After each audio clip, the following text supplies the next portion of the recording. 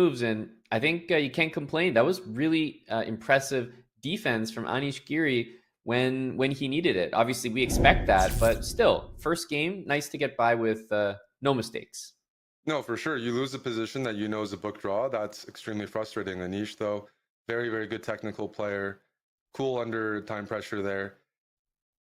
Yeah. That end game, right? The only way to win is to force the king out and be able to push your pawn. But every time tried to do that, Anish placed his king right near the pawn.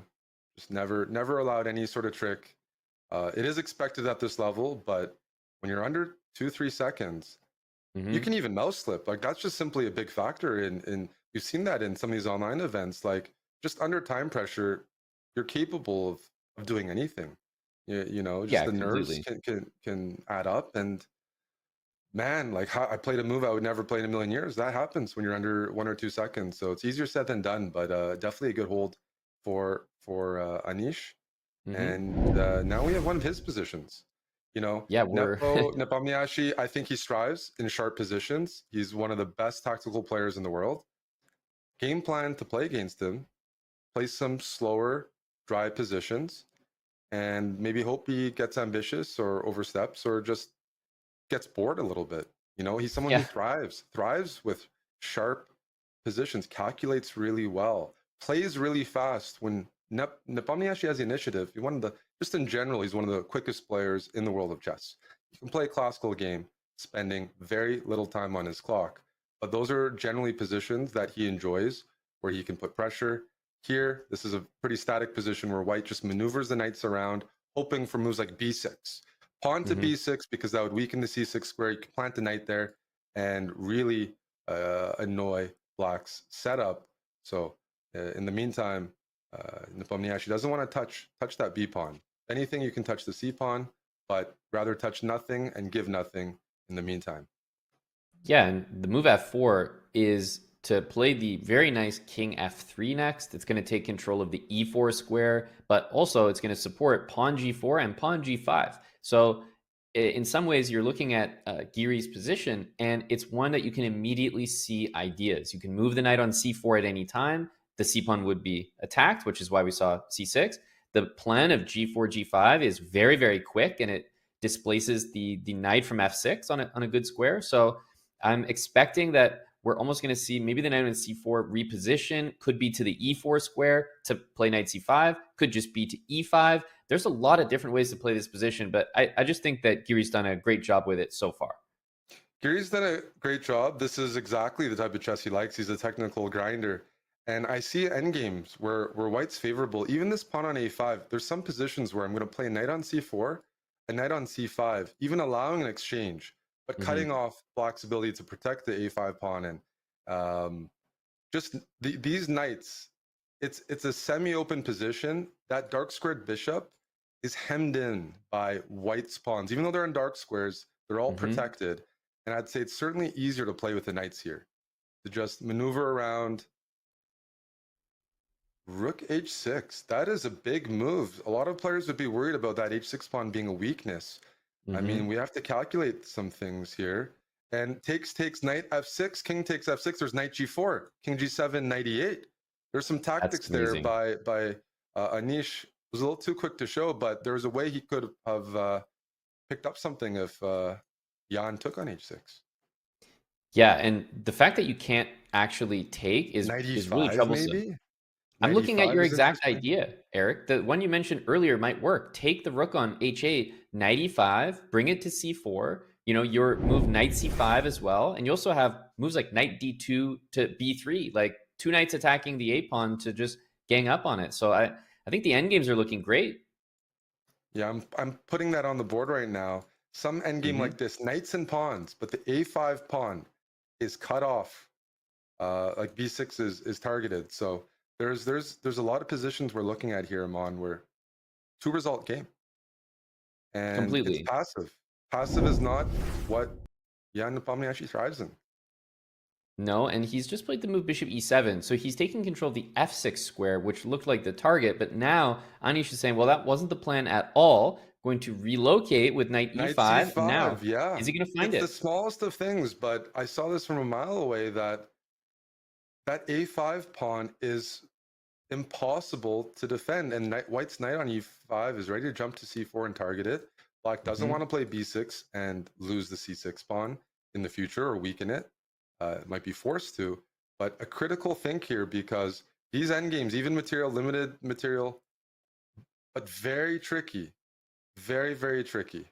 Yeah, and don't forget the pawn structure is not ideal on the king side. So black's king is going to have to permanently stay on the f7 pawn. White's king, however, can reposition to where the action is going to be. King e2, king d3. You can play e4 to dislodge the knight. So white's king and pawns, they're all mobile, whereas for Jan here, I'm not seeing the same flexibility in the structure.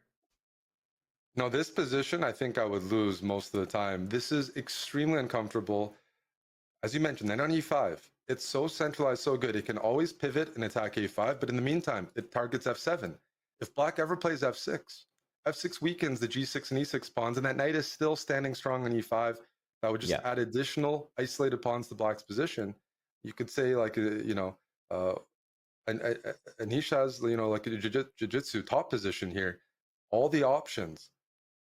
Yeah, He full makes all the control. choices here, Mm-hmm. and there's no risk. Yeah, it's a two result game. We use that a lot when describing chess. And two results, we're not No, talking no, about that winning does and not look losing. good. No, no, this move doesn't look good. You can't defend c6. If you play c5, I can take and target a5, probably knight c6. This is playable. Bishop d8, c5 is loose. With simple knight moves, Anish looks primed to win a pawn. And if you win a5, that's a passed outside pawn. Yep. And f6 is desperation, A Eric. He's dire position realizing that here. it's over on the queen side. So he's playing a move that he knows is bad. Yeah, you have to make a move right now because you know you can't defend the pawn. f6 tries to trade off and open things up a little bit. It has drawbacks, but at this point, there's no good options. Mm-hmm. Anisha's deciding, do I take on a5 right now? He's like, might as well. And white is up an outside pawn. Nepomniachtchi is looking to trade off remaining pawns, because then you look at positions where, yes, I'm down a pawn, but if there's very few pawns left on the board, might even be able to sacrifice a piece, get into a drawn endgame. You're already looking for escapes there as black. Mm-hmm. Yeah, b3 makes a lot of sense. Securing the c4 square, also stopping the pawn from moving. So now knight b7 becomes a tempting option as well. Yeah, so knight c7, maybe to play knight a6 in anticipation of your move. I like king e4. It looks pretty safe and centralized for me. Doesn't get kicked out from any of black's pieces, and you're threatening to play king e5. So that's a Yeah. safe move. Knight b7, if it doesn't win c5, I'm not sure I want my knight on the side of the board, right? Compared to knight c4. King e4 is just a high quality move regardless. Yep, nice and safe. And king f6 had to be played to stop king e5. We need to see some repositioning here because the white king can't really make it any further. So he might try to bring the king back to d3. The knight, as we've been talking about, needs to come back into the game from a5. And that outside passed a pawn, that's the extra pawn in the position. That's the difference maker. And white doesn't need to push it yet. Like, the timing is everything. You'd love to push it in a position where you can keep pushing it. Yes, you can play it to a6, a5 safely. Keeps the knight on c7. It has to stay there. Oh, e5 I'm on. That weakens the light squares. I'm thinking you can now reposition your knight to c3, grab the Yeah. light squares. You might even be able to put your king on c4 and overwhelm the c5 pawn. King c4, knight c3, knight e4, and all of a sudden you'd have three attackers. Yeah, I don't think there's any surviving this. That c pawn is going to drop. The king cannot go to d6. Jan is I not think that's liking the this winning position. plan, because Mhm. black will try to play king d7, king c6. But if you ever play king d7, in some positions, white can walk in with king d5. So that wasn't playable. All right, here we go. Two connected pass pawns versus the one e pawn.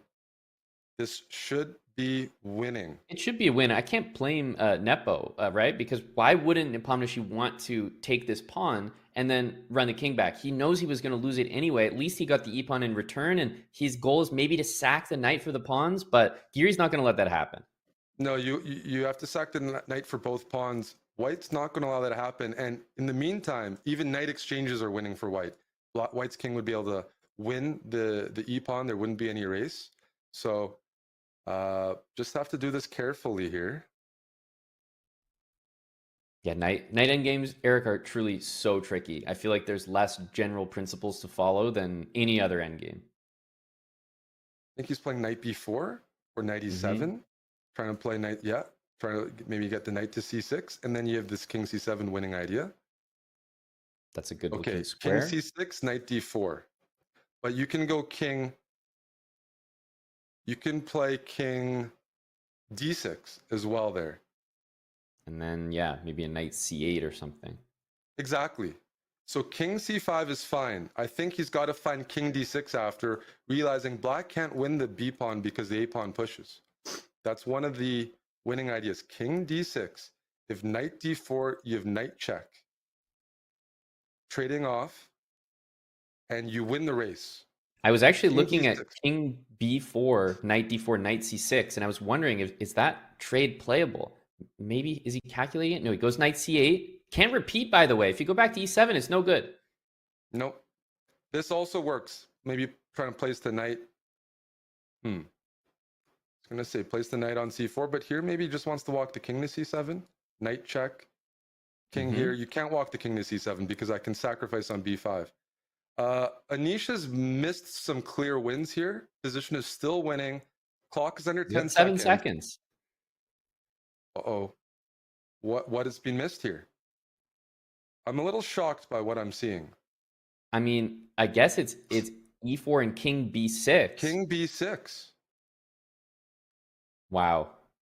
This is a tremendous find by Jan Nepomniachtchi, but Anish missed a bunch of trivial wins.